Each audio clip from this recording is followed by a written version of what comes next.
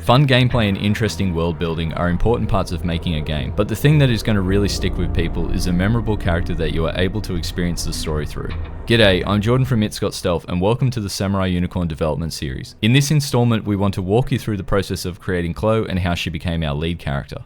For those new to our project, it might come as a surprise to learn that our titular character is not the main player character. Well, at least not at first. Samurai Unicorn is actually the story of Chloe, a young S3PF detective who is struggling to balance her responsibilities as an officer of the law with her personal mission to find out what happened to her father. It feels like a bit of a cheat, but it means that no matter what sort of incident is going on, there's always a somewhat believable reason for Chloe and Unicorn to find themselves caught in the middle of it all. With Chloe's personality starting to come together on the page, it was time to develop a character that could stand out amongst the best of the PS1 era and capture that real 90s charm. Our first step was to create a quick and dirty mood board. Here we included Neo and Trinity from The Matrix, the Witchblade, Major Kusanagi in her long black coat from Standalone Complex, and finally Natalie Dormer's character from Mockingjay Part 1. Then we did a deep dive into the character design of Metal Gear Solid to really capture the low poly style we were aiming for. Hey, I'm Adam Olds, the art lead on Samurai Unicorn. It was a little daunting to decide on how to make Chloe because it would be the norm for the entirety of the cast of humanoid characters going forward. I looked at geometry of old PS1 characters and thought about what would work best for my personal animation and art style. I opted for having the limb geometry at 45-degree angles rather than square, allowing for a little more dynamism in posing when viewed from different camera angles. Samurai Unicorn presented the perfect opportunity to really delve into pixel art, my inspiration stemming from games like the original Wild Arms on PS1 and Terraria in more recent years. Although those are mostly sprite-based, they served as excellent references in conveying detail at very low resolutions. A lot of the textures are hand-painted in Photoshop, with assistance from small pixel-based patterns and dithering noise for smoothing them out. I posterize everything at 32 colors for that authentic PlayStation 1 feeling, while still retaining a wide range of painted detail. Much like everything else, the texturing was an iterative process that took some time to formalize in the workflow. Originally, each body part was given its own texture with its own resolution. This worked for its initial intent, but for the game development, it was horribly unoptimized, even with tiny file sizes. To prevent any future headaches, I consolidated the textures into one per character atlases, which made it much easier moving forward to keep things organized and create whole new characters and looks. Chloe got a slight graphical overhaul in this stage, making her edges a bit cleaner and her clothing materials a bit smoother.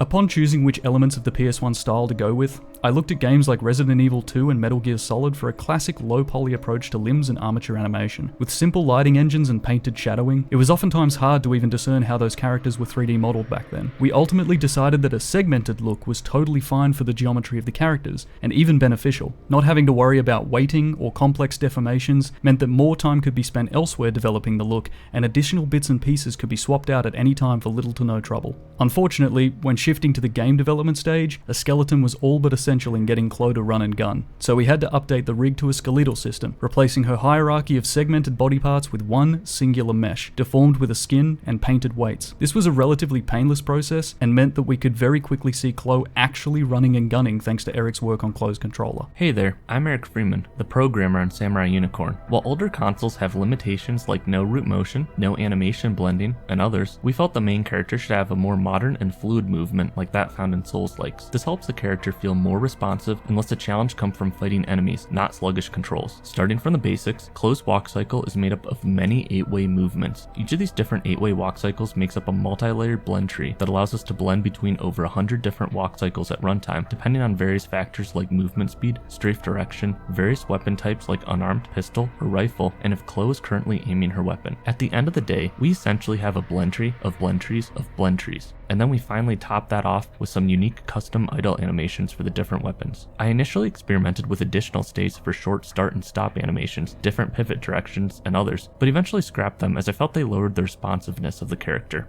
Since we're going with the retro low poly art style, these states aren't really missed like they would be on more realistic characters, and now Chloe can perfectly follow the player's input, so we felt it was for the best. Many enemies in the game still have pivot animations though, since it looks unfair to see Vagrant sliding around and perfectly tracking the player, especially right before attacking. After the first animator layer for locomotion, we start stacking more layers on top. There's a lot of consideration that needs to go into the order of the next layers, as everything that comes next affects all previous layers. Layers are also a mix between additive and override. Additive animations will play back their animation on top of the previous animations, while Override will completely take over the animation on the targeted bones. You'll want to use additive animations for things like recoil or hit reaction flinches, since you still want to maintain what Chloe's already doing. You use override layers when you want that animation to play back exactly as it was animated, like reloading weapons, where you will want Chloe's hands to match exactly where they're supposed to. First up is a simple additive animation layer that we can use for different weapon recoils after firing. After that, we have an upper body override layer for actions like reloading, using healing items, switching weapon animations, etc. Keeping these animations on a layer that's isolated to just the upper body allows Chloe to still move while those animations are playing back. Additionally, we can use animation curves to control how fast Chloe is allowed to move during any point of the animation. This is how we bring her to a complete stop at the start of the block and parry animation, and reduce her to only walking when using healing items. Finally, we have a full body override layer that plays back animations on Chloe's entire body and covers up all other animations. This is useful for animations like rolls, dodges, attacks, or event action sets like heaving the compactus around or climbing ladders. We don't want to see Chloe doing anything else while playing back these full body animations. These full body animations are normally the work of Adam, who not only works on the cutscenes, but also creates bespoke gameplay animations that we use in conjunction with the pre-made animation assets available on the Unity Asset Store.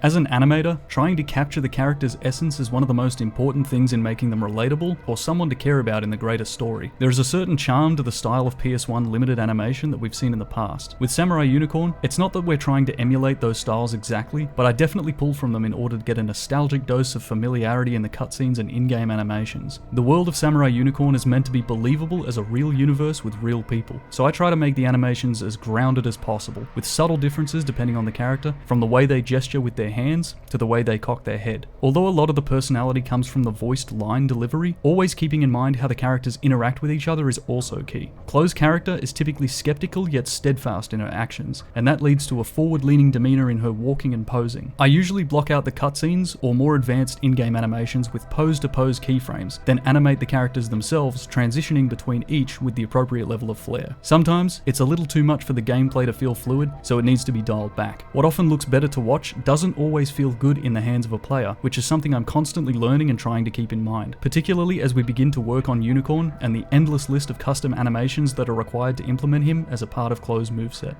Ultimately, our hope for Chloe is that you always feel like she's being true to her character, regardless of whether you are controlling her in gameplay or watching her respond to the events unfolding in cutscenes. In the next episode, we're going to take a look at the first level that Chloe will be exploring and go through the process involved in taking it from sketches to a fully playable environment. For now, if you'd like to jump in and try out the gunplay demo, it is available for all of our supporters on Patreon. Well, that will do us for this episode of the Dev Series. If you'd like to support the project, please wishlist the game on Steam and consider subscribing to our Patreon or joining the Samurai Unicorn Discord community. Until next time, thanks for watching.